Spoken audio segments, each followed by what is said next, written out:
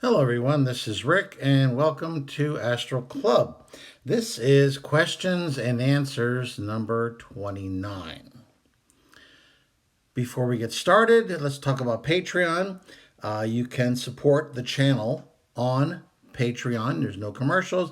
There's an email where we can talk back and forth, and you get advanced videos for both of our weekly videos on Sunday. If you're interested, there will be a link in the description. Next up, private lessons for astral projection. If you'd like to learn to astral project, or if you've projected before in the past but are looking to increase the amount of your projections as well as the quality, I'd be glad to help you out. You'll find an email in the description where you can get some more information. The first question is from the War, Violence, and Soul Lessons podcast. El Tycoon asks, can spirit guides read our thoughts telepathically when we're in our physical bodies? The answer to that is basically yes, although generally they don't do a deep scan. They're typically reading our surface thoughts from time to time. It's their job to help guide us. So they do that in a very subtle way, trying to steer us gently while not violating our free will of choice at the same time. I can tell you that those who agree to be spirit guides aren't judgmental types, so don't worry. I know there's a lot of bizarre thoughts that we all think from time to time. I know especially I did when I was a teenager and in college.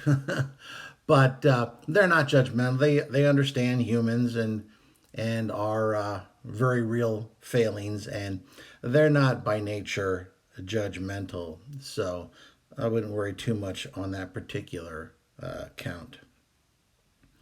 Number 2, searching 97. Can humans choose to incarnate on a more developed planet like Haven? You reincarnate where you feel you belong.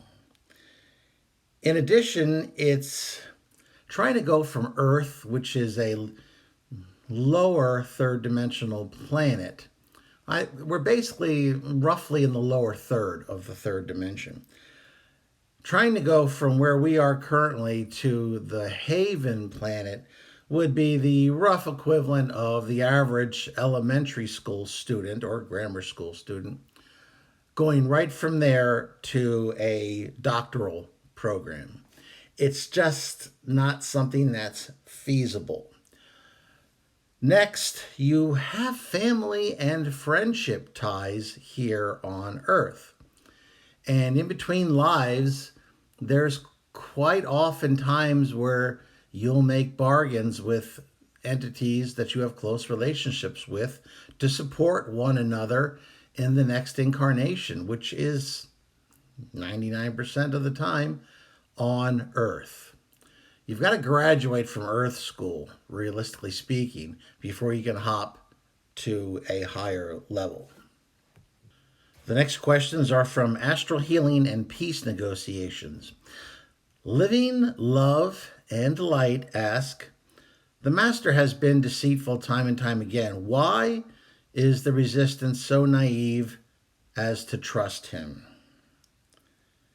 If there is a blind spot in your more noble and advanced spirits, it's that they have a hard time understanding base emotions like anger, hatred, deceit, betrayal, suspicion. And that can be a problem. Luckily, as someone who is part of the very rough Earth School, I very much understand these traits and emotions. So I do what I can to help balance out this whole equation, to help them see that there are blind spots that need to be addressed. And I have mixed success in that effort. River the Hopeful asks, since the Havenites can visit you in your dreams, does that mean they're fourth density and you're third density? Third density is your typical physical life that we humans have here on this planet. The Havenites, on the other hand, are actually on the highest level of the third, and they also go into the lower level of the fourth. They could straddle either one of those sides.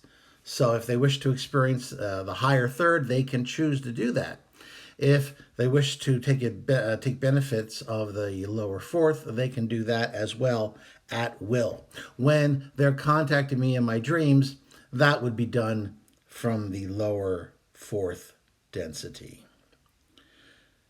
Number 5, CD. Ask, would you mind if I tried to contact the Havenites? The Havenites don't belong to me. If you have the ability to contact them, then that's really the only permission you need.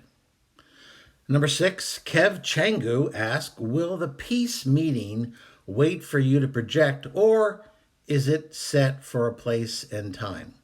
The peace conference that occurred, everyone got the ident for it. And the ident gave you the time, date, location, dimension.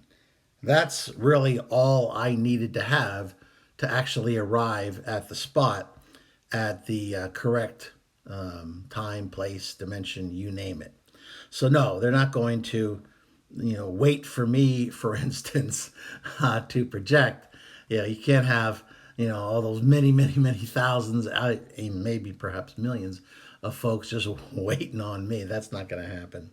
All you need is the ident. That gives you all the information you need to project there. Number 7, Rotten Johnny asks, as a former military man, you must be suspicious of the stipulation that the entire militaries of all sides must be present at the peace conference. Peace, of course, is in air quotes. I certainly was suspicious, and rightfully so, it turns out. I was told that this particular requirement is customary. It's a customary way to hold such meetings as a way to demonstrate trust. Well, I understand the idealism of that, but luckily I made some preparations because I didn't have that kind of faith in the master and his forces to play the game honorably. Number 8. Chrome asks, are we always allowed to learn our life purpose? Well, the question's a little odd. Allowed is perhaps the wrong word. No one's hiding it from you. Your life purpose tends to get lost in, well, life. And that's where sometimes people feel they went wrong. To uncover your original life purpose is different from person to person. My suggestions would be think back to your childhood and use the memories of yourself as well as those close to you. Sometimes clues can emerge from your childhood as to why you returned before your adult life complicated matters. Take a look at any special childhood abilities and interests that you seem to have. Were you interested mostly in sports or art or science or history? Did you show any talents in those particular areas?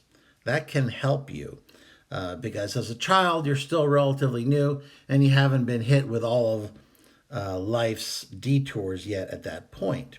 Another thing that I think could be helpful in NDEs, which are near-death experiences, quite often there is a light being that says, show me your life, and then people then display various things from their life.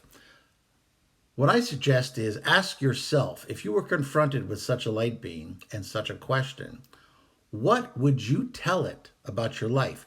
What things would you be proud to show such a higher being? Would you really talk about your expensive house, your cars, or all your other possessions? Chances are no, because what would that mean to a being like that? So think on what you would say to a being like that. How would you show this individual what your life was and why it mattered and what was actually important. And when you get those answers, that might help to give you some clues as well. I find meditation can assist one in this search as well because it forces you to get quiet, forces you to shut off all the distractions and just devote yourself to that interior voice. Number 9, Eddie Freddy asks, if you veered from your life path, how do you get back? Well, this is kind of related to the prior question. I would ask myself what's truly important to me and what isn't. Once you have that list, then I would make an effort to gradually shed the extraneous and foster what you consider vital and important. And I would think that that would lead you much more closely back to the life path that you intended to accomplish in this lifetime. In All About the Gray Aliens, my friend Ken, who evidently was a former military commander for the Greys and is now in charge of the northern horticultural area where they grow food for the species. He gave me a lot of information about their culture and history, and I was able to share some of that with you. Megan Padberg asks, do the hybrids ever go to the gray planet? Are they presently on Earth? Do they know they're hybrids? Well, real briefly, just to make sure everybody's on the same page, hybrids are a mixture of gray and human DNA, such that you would create a being that is a joint collusion of both species, genetically speaking, at least. The hybrids are aware of their dual nature as they are raised on the mother ship. If possible, human mothers are brought to the ship to hold the infants because the Greys found out that in order to get proper stimulation for growth or psychological growth, these hybrids need that closeness that is provided by mothers. So they periodically, if they can, take those mothers and expose them to a variety of infants so that they can hold them. The Greys themselves never required anything like that, but they noticed when they first started the hybrid program that there was a certain stunted growth from some of the hybrid infants that were not exposed to being held by human mothers. At any rate, the goal of the program was to create a being that could live on both planets, on the Greys' home planet as well as the Earth, and hopefully serve as a bridge between our two species.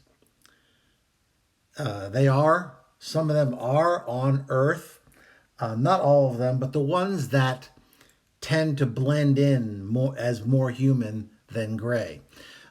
Some of the things you might notice if you really look closely enough, which let's face it, typically you won't. You pass somebody on the street, they look a little strange. Well, if you're in New York City, is seeing somebody strange really unusual? Not really. At any rate, they tend to have less hair everywhere on their body and their head than a typical human does, even if the hybrid is female. So many times they'll wear wigs. So, unless you're really good at telling that, and I know I'm not, that's one sign. Another is they tend to have eyes that are slightly larger and more almond shaped. And they also tend to be a little on the shorter side than the average human. But as I said, if they're properly attired with a wig and clothed and they walk down the street past you, you probably wouldn't give them a second glance. That's why they're able to live on the Earth. Living, Love, and Light ask, you mentioned that the Greys have Nordic and Mantis ambassadors on their planet. Have humans ever visited their planet? I did ask Ken this question because there is information on the internet that I believe is a mixture, based on what Ken told me, of good information and disinformation, which quite often the government does to muddy the waters. And that's what the government wants to do. They want to muddy the waters. So they mix in lies with some truth, and then they pass it out there, and then they allow people to argue and get all confused, and meanwhile they get to keep their secrets. So there is some information that purports that humans did visit the gray planet for a period of time. But as I said before, I believe, based on what I learned from Ken, that this is just disinformation. I can tell you one thing: if that did happen, those humans would have been exposed to massive amounts of radiation and heat that would be extraordinarily unpleasant for the average human. This is not a place where humans would want to go to thrive. I can assure you of that. Abdullahi Amin and many other of my excellent subscribers gave me congratulations on reaching the 10,000 subscriber milestone. And he asked if the subscribers have motivated me throughout my journey, and you guys most definitely have. That's why I'm doing this. Number 13A. J times K times C ask, since the Greys can transfer to new cloned bodies, does that mean they can therefore be effectively immortal, or do they pass over at some point? They can effectively have continuous consciousness, more or less, for thousands of years as they transfer from one clone body to another, unless the body is damaged or destroyed somewhere where before they can get a chance to clone it or to make the transfer in the consciousness, then it can pass to a different plane. However, I'm unsure as to what their religious thoughts are about that process, so I really can't comment any further on that. 13B of that question would be, I understand our governments have given the Greys permission to conduct scientific abductions in exchange for advanced tech, but doesn't that violate universal free will? I think we give way more credit to that principle of universal free will than we really should. That universal free will is an excellent goal, but like most goals in our world and indeed our universe, there's lots of workarounds that tend to kick in to be able to allow various entities to achieve their purposes. In our case, all that's really required to conduct operations here on Earth is to keep themselves secret, not to actively interfere in our history here on Earth, or at least to do so such that it is out in the open.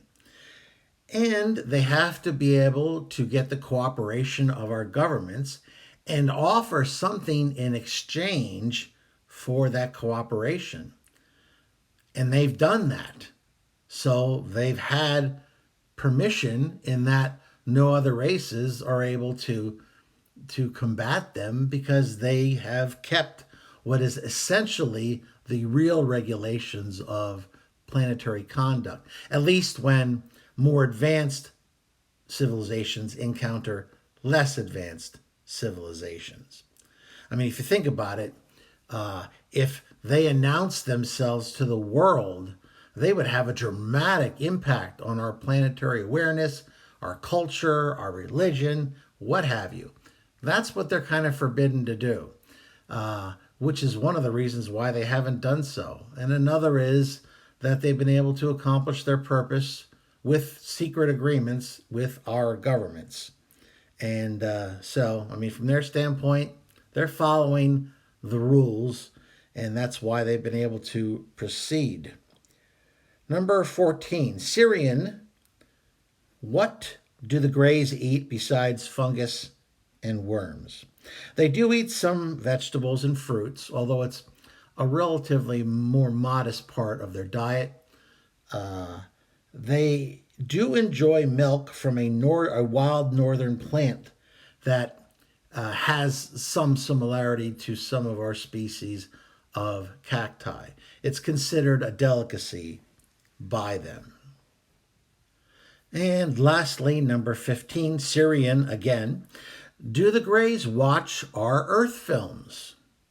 And it'd be interesting if they watch some of our films like E.T. or The Matrix or something like that. However, you'd be surprised how much it's necessary to not only understand our language, but the nuances of our language, our customs, our facial movements that indicate things like emotions, and our basic human culture.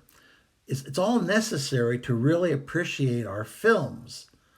Without all of those things, which very few of the Greys could manage, Ken probably has a better understanding than most. But it's not entertaining to them. They don't really understand what's going on. What they do enjoy, though, is our Nat Geo, National Geographic type nature programs. They love anything like that that demonstrates the diversity of our biosphere. So I'm sure National Geographic will be happy to know that 40 light years from here, there's folks watching their programs on penguins and all kinds of cool life here on Earth. Okay, that is the episode. If you found it interesting, please hit the like button, share it with those of like minds, subscribe if you haven't already. Please continue to leave your questions and comments.